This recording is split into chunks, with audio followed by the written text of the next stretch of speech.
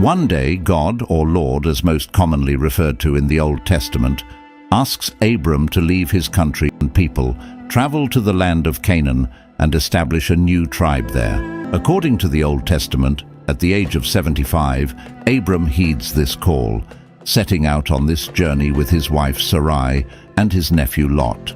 After a long journey, they arrive in the promised land of Canaan, where they are told that this land is chosen for them and granted to their lineage. But the land of Canaan was already inhabited by various Canaanite tribes before he arrived. These tribes are mentioned in several passages of the Old Testament. The most frequently mentioned Canaanite tribes are the Hittites, Amorites, Hivites, Jebusites, Perizzites, and Girgashites. The Canaanites were a diverse group of people with their own distinct cultures and languages. They were primarily agriculturalists, but they also engaged in trade and other economic activities. The Canaanites were also known for their religious practices, which included polytheism. The biblical narrative does not provide a specific date for his arrival in Canaan, but it is generally believed to have taken place in the early 2nd millennium BC. The relationship between him and the Canaanites is complex and often fraught with tension. In some passages, the Canaanites are portrayed as hospitable and welcoming to him and his family, while in other passages they are portrayed as hostile and antagonistic.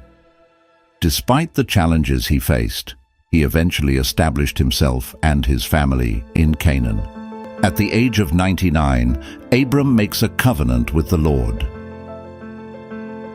and his name is changed to Abraham. Abraham dies at the age of 175 and is buried in the cave of Machpelah near the city of Hebron, located in today's West Bank. Abraham had 2 sons. One was Isaac, and the other was Ishmael. Isaac is regarded as the ancestor of the Jews, while Ishmael is considered the ancestor of the Arabs. These brothers share the same father, but have different mothers. Isaac was born to Sarah, while Ishmael was born to Hagar. Isaac, around the age of 60, is granted a son even though his wife is barren. His name is Jacob. Jacob, by the Lord, is given the name Israel. The 12 sons of Jacob are the first generation of the children of Israel, or the Israelites. The lineages of these 12 sons eventually form the 12 tribes of Israel. According to the narrative in the Old Testament, under the leadership of Joseph, one of Jacob's 12 sons, Israelites entered Egypt. Initially, they lived in peace and security in Egypt, since Joseph had attained a significant position in the Egyptian administration. However, as the regime in Egypt changed, so did their situation in the country. The population of Israelites was increasing, and the new pharaoh started to feel uneasy about them. Israelites experienced a period of great oppression in Egypt. They believed they were chosen and blessed by God. Despite this, they were enslaved and subjugated by the polytheistic, idol-worshipping people of Egypt, forced to work to death in the cities of Pharaoh, who claimed divinity for himself. This continued until a savior sent by God arrived. That savior was Moses. God instructed Moses to go to Pharaoh and lead Israelites out of Egypt. According to the Old Testament, the Israelites journeyed from Ramesses to Succoth. There were about 600,000 men on foot, besides women and children. They had stayed in Egypt for 430 years. The 10 Commandments were also revealed to Israelites through Moses. According to the Old Testament, the first of the 10 Commandments formed the foundation of Jewish belief, which is the oneness of God, or monotheism. Jewish culture developed based on this divine command. Therefore, the Ark of the Covenant, which contained the 10 Commandments and other revelations given to Moses, became the most valued possession and symbol of the Jewish people. Under the command of Joshua, who succeeded Moses. Israelites carried the Ark of the Covenant, their most sacred relic, as they conquered Canaan. They fought against idol-worshipping tribes, and their rallying cry was, "Hear, O Israel, the Lord is our God, the Lord is one." Under Joshua, Israelites battled idol-worshipping factions in Canaan, a struggle lasting generations due to their tribal division. Lacking a central state, they rallied around religious judges during wars. Their plea for monarchy led Samuel to appoint Saul as king, initiating Israel's monarchy, which saw victories. Yet it was David, a Judahite, not Saul's descendant, who founded Israel's first dynasty, elevating its power unprecedentedly. He conquered the city of Jerusalem and made it the capital. King David engaged in conflict with various tribes, including the Philistines, who hailed from the Aegean area, likely modern-day Crete, and settled in Canaan around 1175 BC. They inhabited a strategically valuable coastal region of Canaan, extending from Gaza in the south to Tel Qasil, close to what is now Tel Aviv.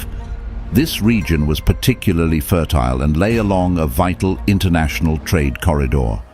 Their urban centers were 5 main cities: Gaza, Ashdod, Ashkelon, Ekron, and Gath, situated along Canaan's southern coast. In the most famed clash, David faced off against the Philistine giant Goliath during an extensive conflict between the two nations. He was successful not only militarily, but also diplomatically. During David's time, the territories controlled by the Israelites expanded from the Sinai Peninsula in the south to the Euphrates River in the north. One of David's biggest ambitions was to build a grand temple to house the Ark of the Covenant, which had been carried on backs or hidden away in obscure places until then. However, this task fell to his son, Solomon. Solomon commissioned a magnificent temple in Jerusalem, where the Ark of the Covenant was placed.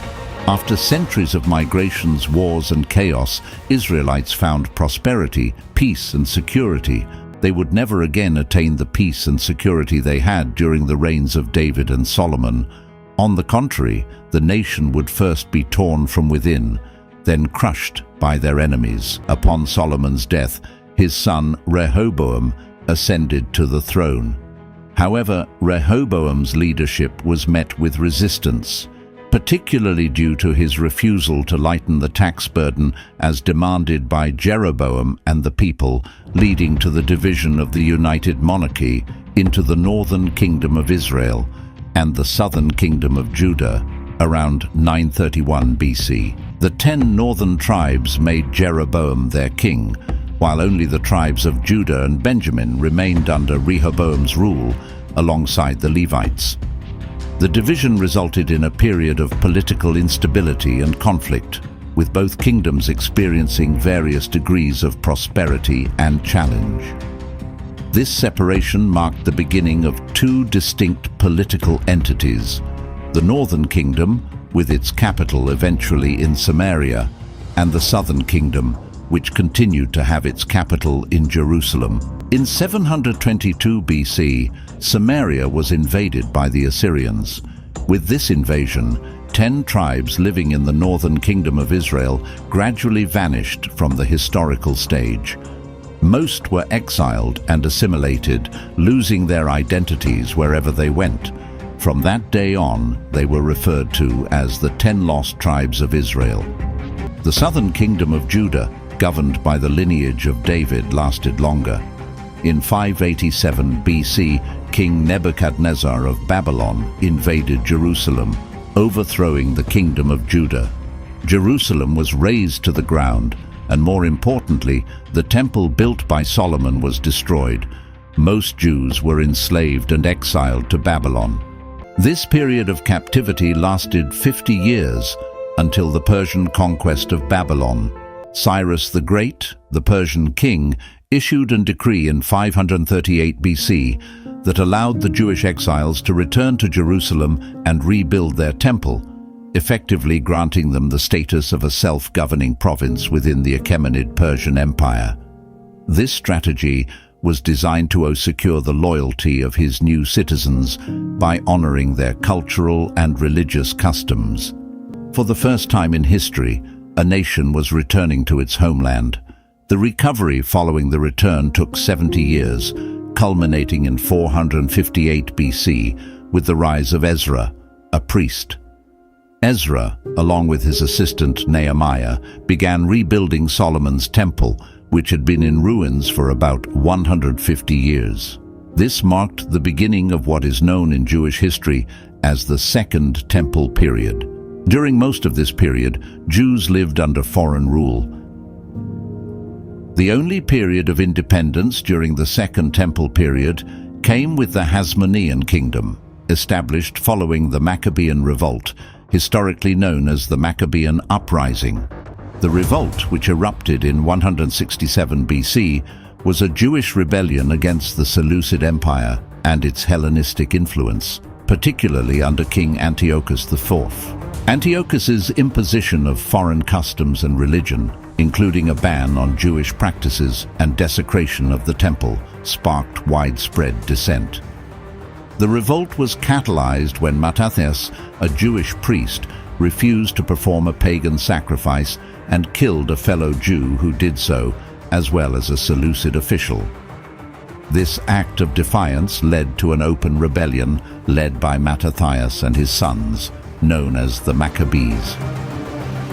The rebellion didn't just remain an uprising, it succeeded in liberating Jerusalem from pagan invaders and achieved success in a short span of time. In 164 BC, the traditional festival of Hanukkah was celebrated in the Temple of Jerusalem, which had been cleansed of all pagan gods and symbols. Jews refer to this as a pure festival. In 63 BC, Roman commander Pompey captured Jerusalem and overthrew the Hasmonean state, marking the end of the last independent Jewish kingdom in history. From that point on, until the 7th century AD, with a few brief interruptions, the land was governed by the Romans. Initially, the relationship between Rome and the province of Judea and its Jewish inhabitants was unproblematic. A minor Jewish revolt that occurred in 53 BC was suppressed by Rome. This revolt did not significantly damage relations, but over time, relations between the two sides deteriorated. The crucifixion of Jesus, a Jewish preacher who was seen by his followers as the Messiah, in the early 1st century AD, further complicated Jewish-Roman relations. While the event itself was part of a broader pattern of Roman responses to perceived challenges to their authority, it also had particular consequences for the Jewish community. Following the crucifixion, tensions between the Jewish leadership, who were concerned about maintaining the peace with Rome, and the growing number of Jesus followers, who were predominantly Jewish at the time, began to rise. These internal divisions added to the already complex dynamics of Judean society under Roman rule. By the year 66 AD, the Jews initiated a major revolt, which soon escalated into the First Jewish-Roman War. The Romans were militarily and technologically superior to the Jews, but the province of Judea was quite far from the empire's center, making logistical support challenging. Consequently, the wars between the Romans and Jews continued for 7 years. In the summer of 70 AD, Emperor Titus entered Jerusalem after a long siege, destroying the city's walls and the city itself once again. The Second Temple also fell victim to the destruction. A large portion of the Jews in the city were killed, and the remaining 97,000 Jews were captured, enslaved, and taken to Rome. About 30,000 of these were settled in Carthage. According to historian Josephus, those who managed to escape dispersed to the eastern Mediterranean and Mesopotamia. History repeated itself, and the Jews were exiled once again, this time by another empire.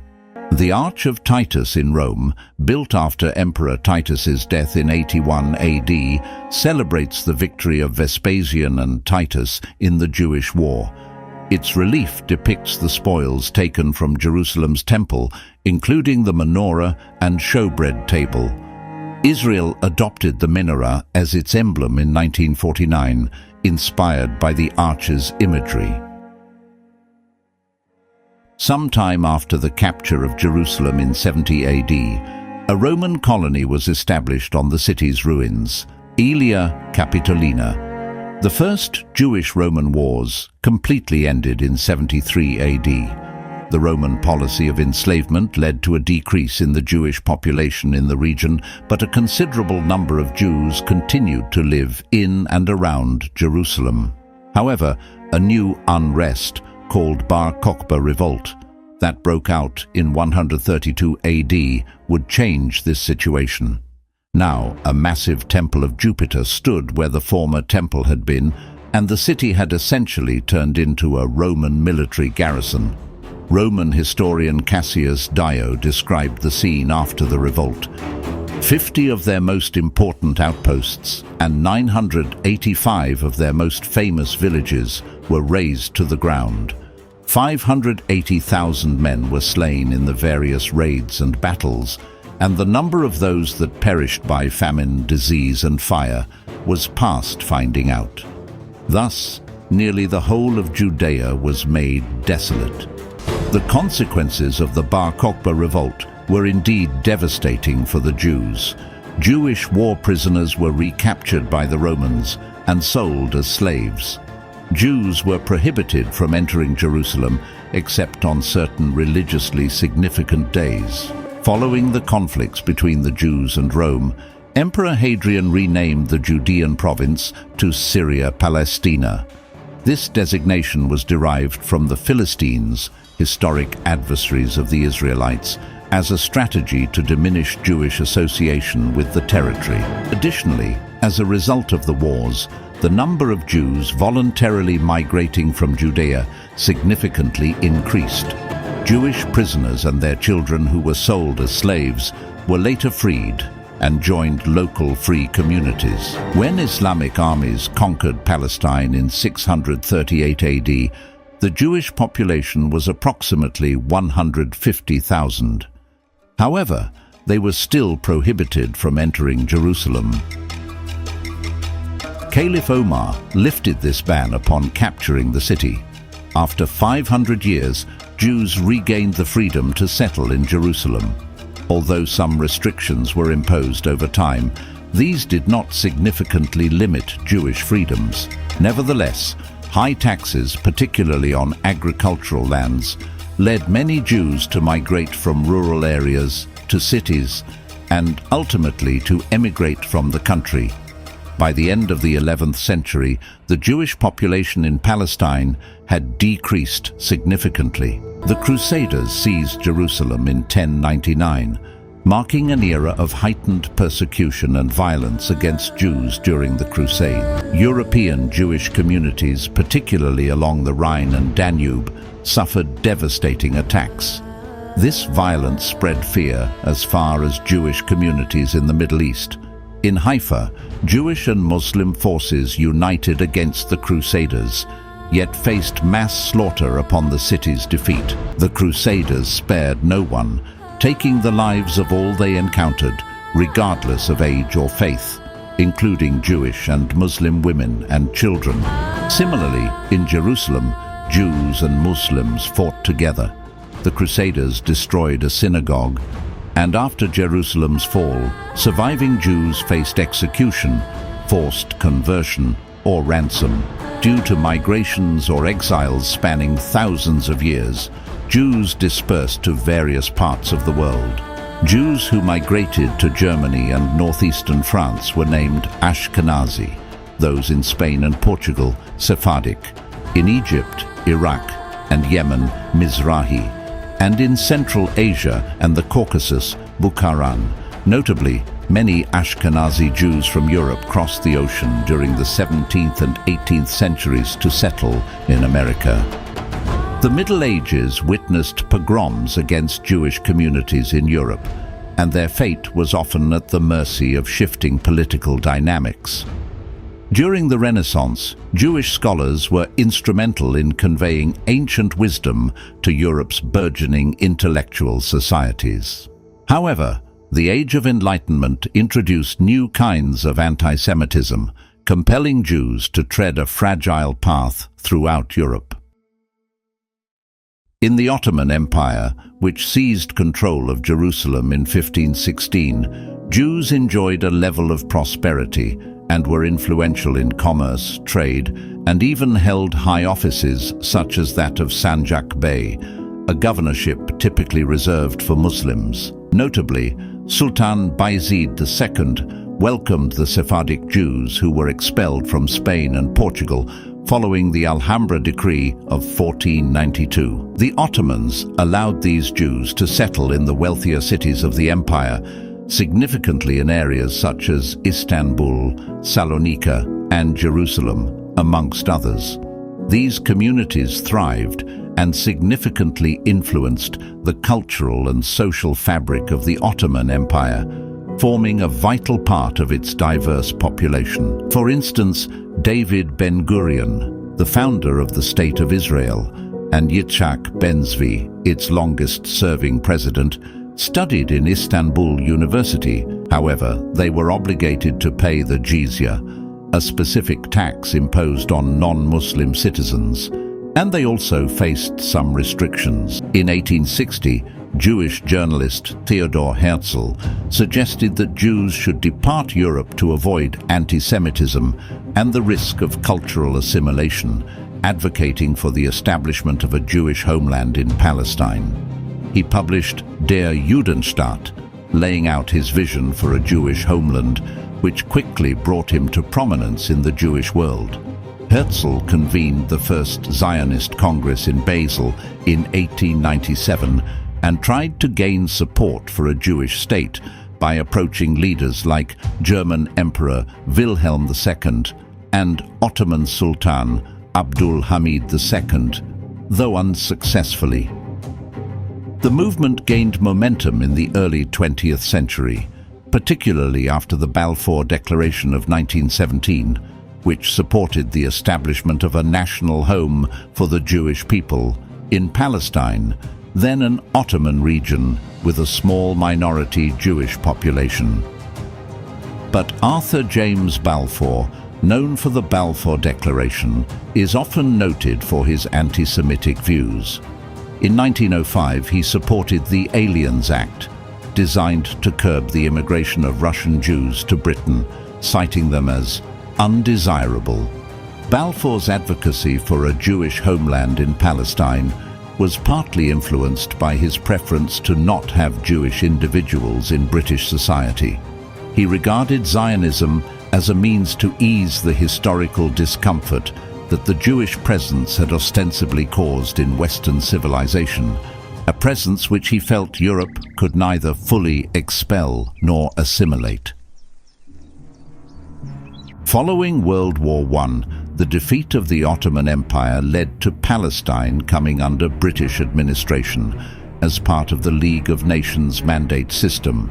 This era, known as the British Mandate, witnessed a surge in Jewish immigration to the region and escalating conflicts among the Jewish and Arab populations, as well as with the British authorities.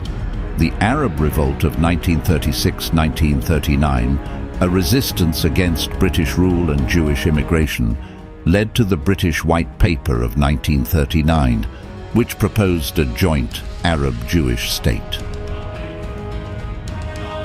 During the revolt, British forces killed over 2,000 Arabs in combat, hanged 108, and attributed the death of 961 to gang and terrorist activities.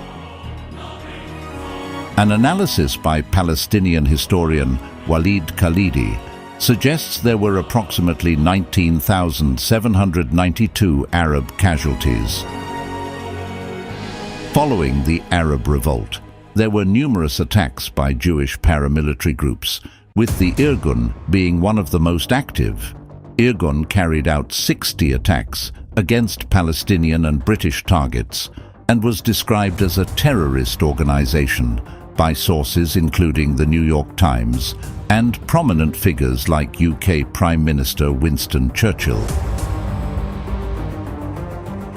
Irgun attacks encompassed assaults on British police stations, assassinations, bombings of transport and infrastructure, as well as strikes against British military and administrative targets. Notable incidents include the 1946 bombing of the King David Hotel, which resulted in 91 deaths, including 28 British citizens, and a series of attacks in 1947 that caused numerous casualties among British, Arab, and Jewish populations. However, the horrific events of the Holocaust during World War II intensified the urgency of the Zionist quest for a sovereign Jewish state. The genocide of 6 million Jews by Nazi Germany galvanized international sympathy and support for the Jewish cause. In 1947, the United Nations approved a plan to partition Palestine into separate Jewish and Arab states. Despite Arab rejection of the plan, in 1948, the State of Israel declared independence. The declaration sparked a war with neighboring Arab countries, known as the War of Independence or the Arab-Israeli War. In the ensuing decades, Israel found itself embroiled in a series of conflicts with its neighbors, including the Suez Crisis in 1956, the Six-Day War in 1967, and the Yom Kippur War in 1973.